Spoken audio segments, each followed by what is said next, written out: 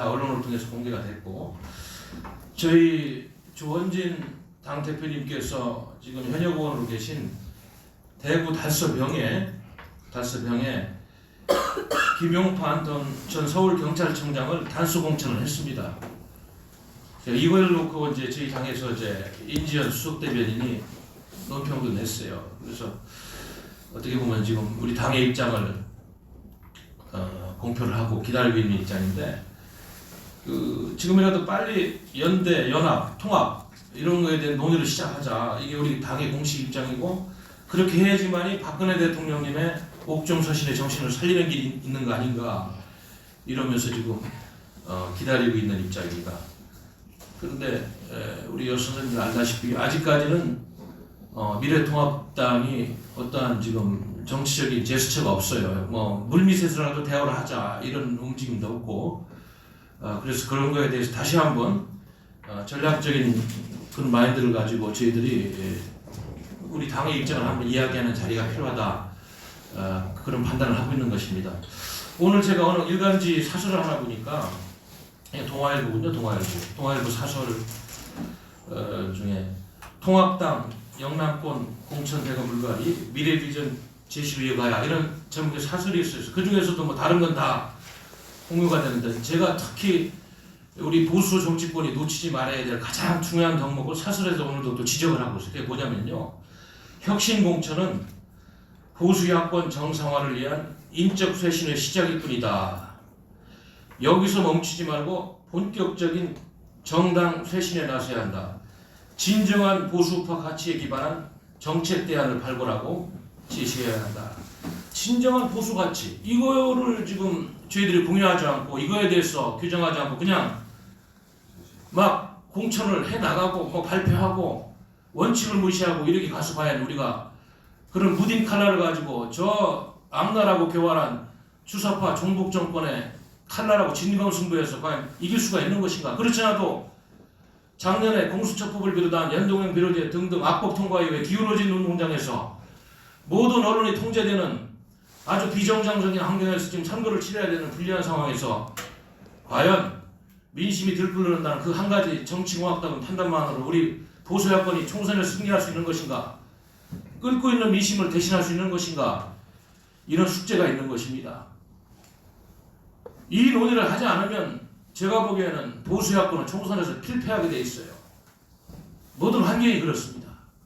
그런데 박근혜 대통령님의 옥중서신의 통합정신을 잘못 해석하고, 마치 우리가 큰형님이니까 그냥 들어오면 되지 않느냐, 문 열려있다, 이런 안이한 생각 가지고는 도저히 총선에서 승리할 수도 없고, 나중에 역사의 배신자를 지켜서, 여러분들 2017년 탄핵 과정에서 봤잖아요. 잘못된 보수들이 그들을 키워주고 당선시킨 주군의 등에서 칼 꽂고 배신자로서 어떻게 살아왔는지, 역사가 전개되는 과정에서 과연 대한민국이 망하는 현실에서 방관자 역할을 한 사람들이 또다시 공천의 칼을 휘두르면서 거대한 보수의 가치를 훼손하면서 무슨 명분으로 무슨 칼날에서 총선에서 이들과 싸운다는 얘기, 저 악랄하고 교활한 주사파 독재하고 어떻게 싸운다는 얘기예요. 그래서 우리 자유공화당은 다시 한번 말씀을 드리는 겁니다.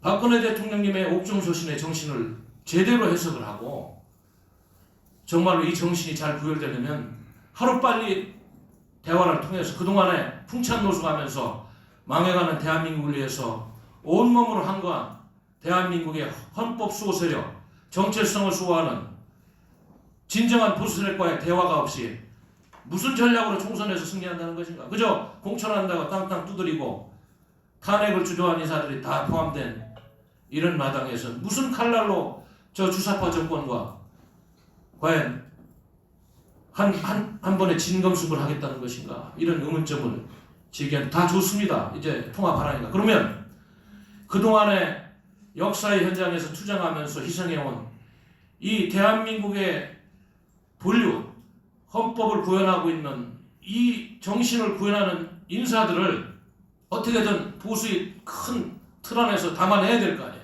공천을 통해서 담아내고, 연대든 연합이든 통합이든, 대화조차 지금 하려고 하지 않는 이 잘못된 흐름에 대해서 우리 자유공화당은 정말로 크게 그 잘못에 대해서 한번 말씀을 지적하지 않을 수 없다, 이런 말씀 드린 겁니다. 제가 그 개인적으로 뭐 과거에 이제 언론에서 정치평론도 많이 하고 그래서 가끔 정당인의 입장을 떠나서 국민에게 드리는 상소문 그래가지고 글을 써서 드리고 있는데, 여기 제가 어제도 이런 글을 썼어요.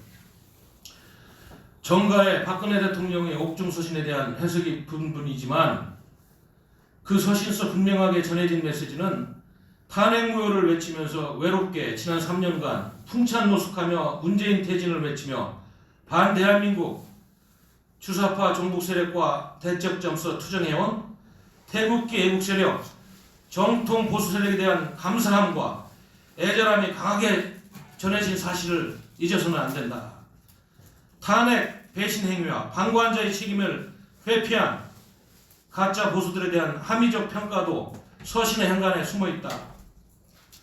사기 탄핵파와 행동하지 않는 기회주의적인 부패한 중도, 잘못된 보수 정치인들이 자신들의 반헌법적 역적 행위들을 덮기 위해 보수 단일 대우론에 대해 그들 스스로의 반역적 죄가를 덮으려는 구렁이 담 넘어가는 듯한 언행과, 그리고 거기에 기반한 잘못된 총선 전략이 될 무딘 칼날만으로 사회주의 주사파 연방제 세력과의 진검승부가 매우 힘든 싸움이 될 것이라는 아주 중요한 현실이다.